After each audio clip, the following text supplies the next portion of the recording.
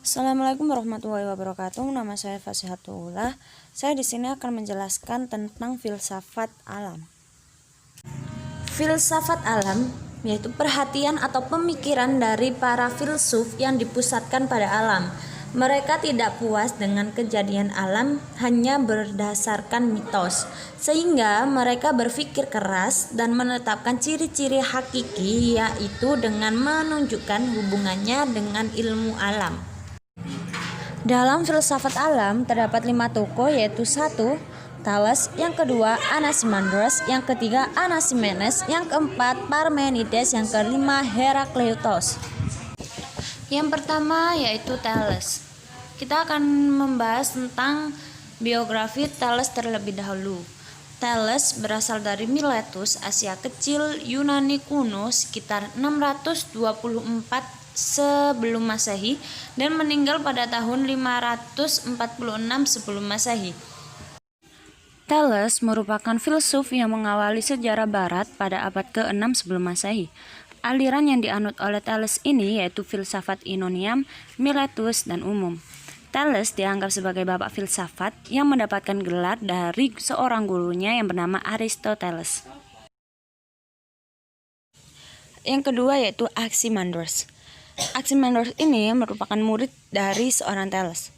Dia merupakan seorang filsuf dari mazhab Miletus. Anaximandros ini lahir pada tahun 610 sebelum Masehi dan meninggal pada tahun 546 sebelum Masehi. Dalam pemikiran Anaximandros mengatakan bahwa prinsip dasar segala sesuatu adalah to a priori.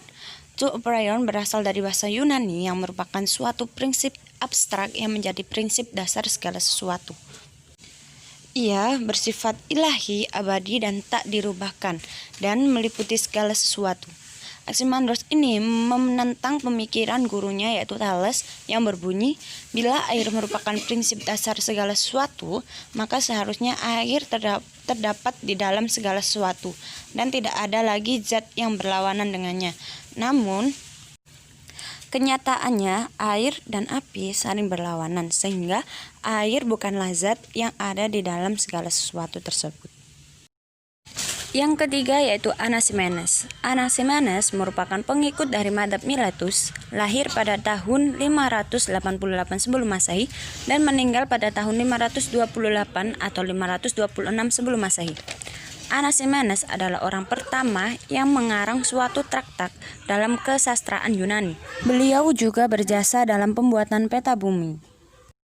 Dalam pemikiran Anaximenes ini berpendapat bahwa udara sebagai prinsip dasar segala sesuatu, yang cenderung berbicara tentang filsafat alam, yakni apa yang menjadi prinsip dasar arts segala sesuatu. Ia juga berpendapat bahwa udara adalah zat yang menyebabkan seluruh benda muncul, telah muncul, dan akan muncul sebagai bentuk lain.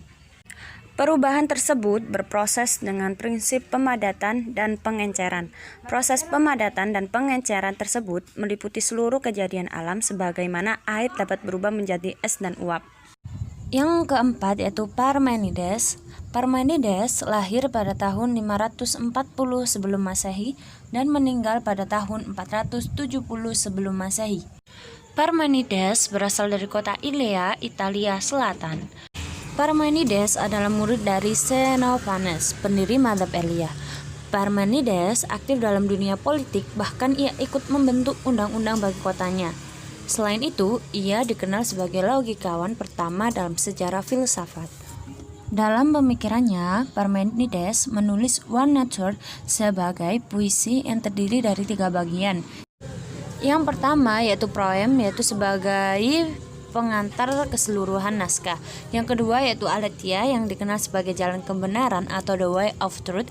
Yang ketiga yaitu dosa yang dikenal sebagai jalan pendapat atau the way of appearance atau opinion.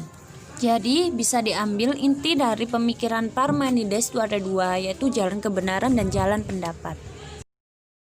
Yang terakhir yaitu Herakleitos.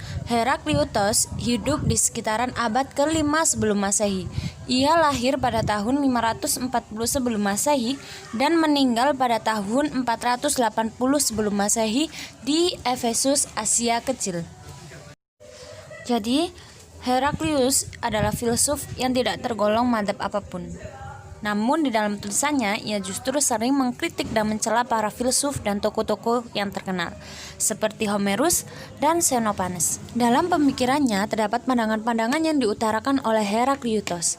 Yang pertama yaitu logos. Menurutnya, alam semesta ini bergerak dan berubah karena adanya logos.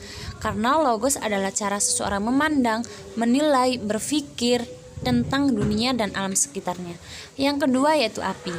Ia berpendapat bahwa kosmos terbentuk dari api, karena seperti sifatnya bahwa api itu menyala, panas, dan redup. Yang ketiga yaitu harmoni. Ia berpendapat bahwa dua hal yang berbeda terhadap kesatuan. Ia menganggap bahwa ada hubungan dalam setiap perbedaan, dan dalam perbedaan inilah terciptanya sebuah harmoni kehidupan yang saling melengkapi. Yang keempat yaitu sungai.